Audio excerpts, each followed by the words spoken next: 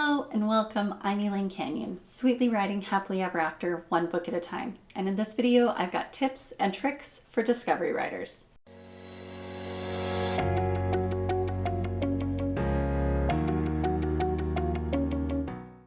In this video, I wanted to share with you something that made all the difference for me when I first started writing. And to share that with you, I need to back up a little bit. When I was about 14 years old, I decided I wanted to write my own novel. And I asked my English teacher at the time how long a novel was. And she told me it was 40,000 words. And having a little bit of that teenage bullheadedness, I thought, well, I can do that. I can make that happen. So I got a bunch of loose leaf lined paper and put it into a binder and decorated the binder and then set about writing a story.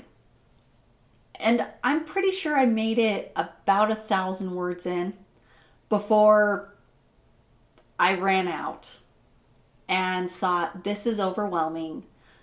There's no way I will ever make it to 40,000 words. And I stopped. And I decided at that point that writing wasn't for me. Now, I failed for a plethora of reasons. But that feeling that the number was too daunting, that this was a mountain I could not climb, that stuck with me. And when I started to feel that desire to write again in my late 20s, it wasn't until I discovered flash fiction that I gave into that desire, because that mindset that 40,000 words was too big was a roadblock in my way. And I've talked to other discovery writers who also had to overcome that feeling that 40,000 words was too much.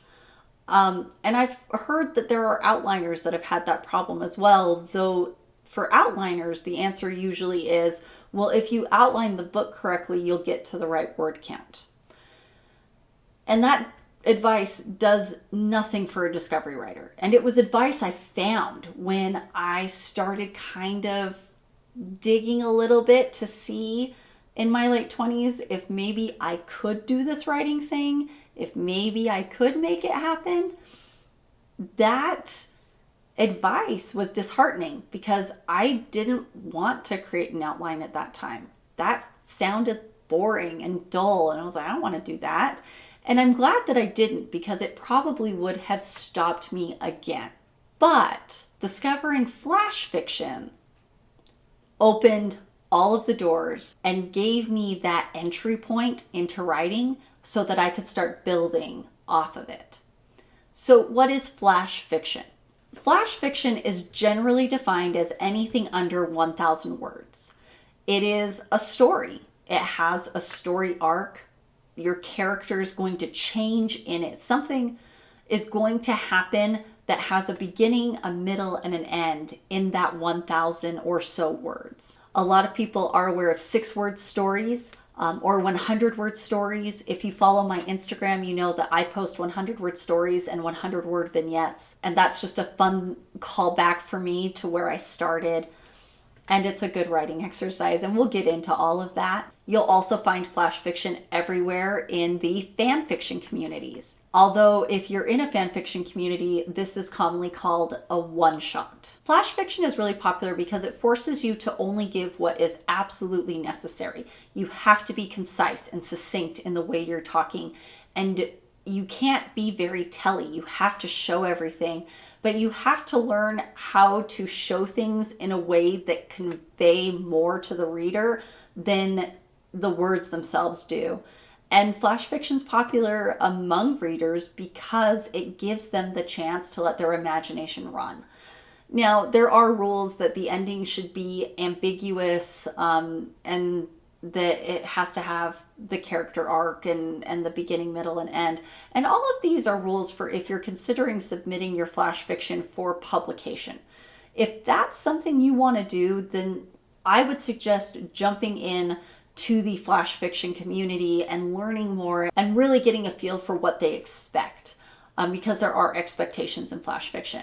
However, If you're only doing this because you're trying to build into the idea of writing a novel, and right now that 40,000 words looks like Mount Kilimanjaro, I'm going to tell you not to worry about the rules at this point. I'm going to tell you to allow yourself to play. If you write a vignette, that's fine, write a vignette. If you write an opening to a story, that's great, write an opening to a story. Flash fiction, in terms of helping a discovery writer push themselves further into their writing, for me, that doesn't require any rules. That just requires you to believe in yourself enough to start writing. In everything that we do as discovery writers, we just let the story flow. We let the story come to fruition with whatever pieces that we've been able to glean at the beginning or as we're writing and we're discovering them. And so whatever you're getting, I encourage you to just write that. And if it ends up being 200 words of a vignette, then that's 200 words of a vignette, and that's fantastic. So I wanted to give you a couple of examples of flash fiction. So I'm going to give you an example of a 6-word story that I wrote and of a 100-word story that I wrote so that you can see a little bit of what's going on here. So this first one is the 6-word story, and I titled it Break Free. The window opened. She flew again. This story doesn't tell you who she is, what she is, why she's flying again, why she didn't fly before, why the window opened. It's not giving you details, but it's giving you enough that you, as the reader, or in this case, the listener, can extrapolate from there. It's a very simple story. Now, I warn you, if you start Googling 6-word stories, you're going to get into a lot of depressing and very sad things. And if you're in the mood for that, then that's a great place to go, because for whatever reason, 6-word stories seem to lend themselves to the sad and the miserable and the heartbreaking. Like, they just all go that way. I'm not in the mood for that. And so I don't tend to do it. When I write my 6-word stories, I try very hard to make them encouraging, as you can see by the one that I shared with you.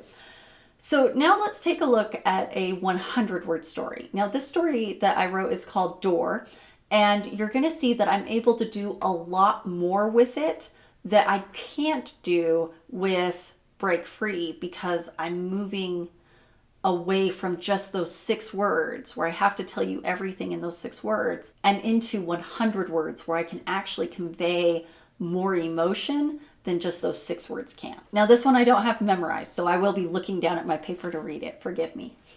She watched him walk toward the door. Rather, she watched him walk away from her. It shouldn't bother her. In their 10 years of friendship, it never bothered her. But now? His every step knocked her back like a missed parry. The training rings faded from her view. The sound of wasters crashing and grunting mercenaries became a buzz, drowned by the sound of his steps, moving closer to that accursed door. She ran. She screamed his name. She threw herself at him as he turned. And when his lips met hers, she forgot there had ever been a door.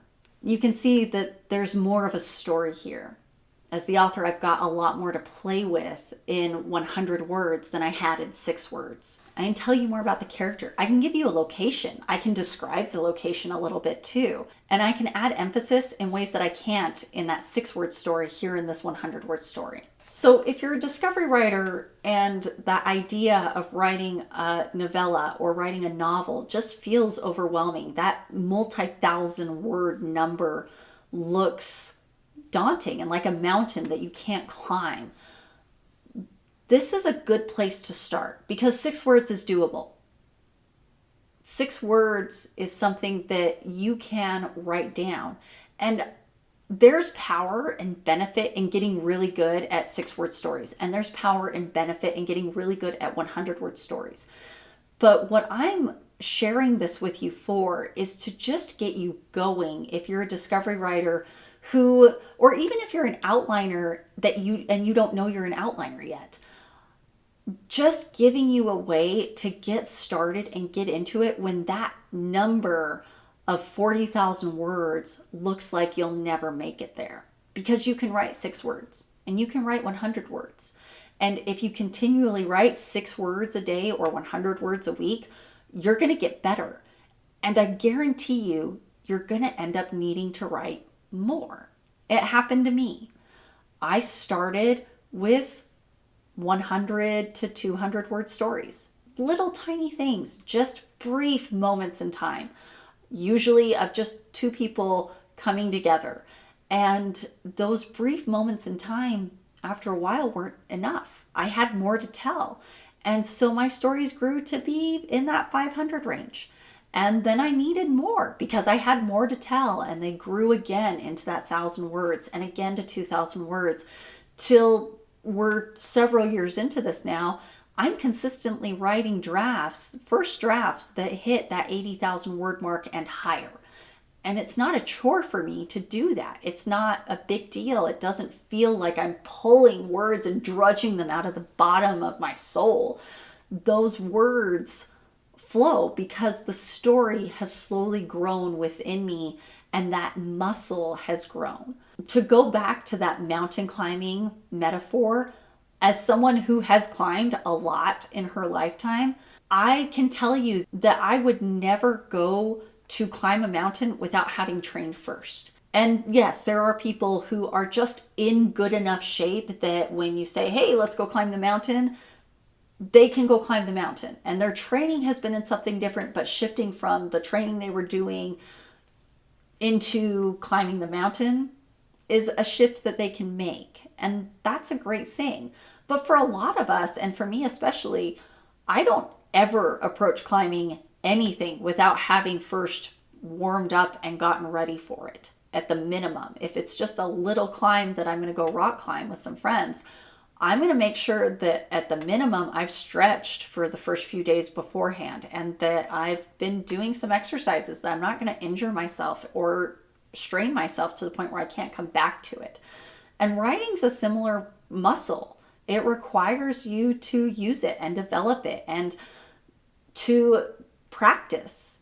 And so if you are taking that time to write these shorter stories before you jump in and trying to write a novel, you're likely going to have much better success with the novel. I started out in flash fiction, only writing flash fiction. And then I wrote a 14,000 word story. And then I wrote a 30,000 word story. And then I wrote a 40,000 word story. And then I went back and I wrote some shorter stories that were in that 15 to 20 word range for a while. And then I went back and I wrote a 60,000 word story. And all within there, I was writing vignettes and I was writing short stories. And putting all of that together, not only did it get me my first 1 million words, but it also got me to a point where writing a novel was doable and not something that I looked at and felt scared of anymore and overwhelmed and like I could never achieve it. I've written 7 novels and I've written 14 novellas and I've written more than 100 short stories. And I've lost count of the 6 word stories that I've written because they're just in a document and they're line after line after line.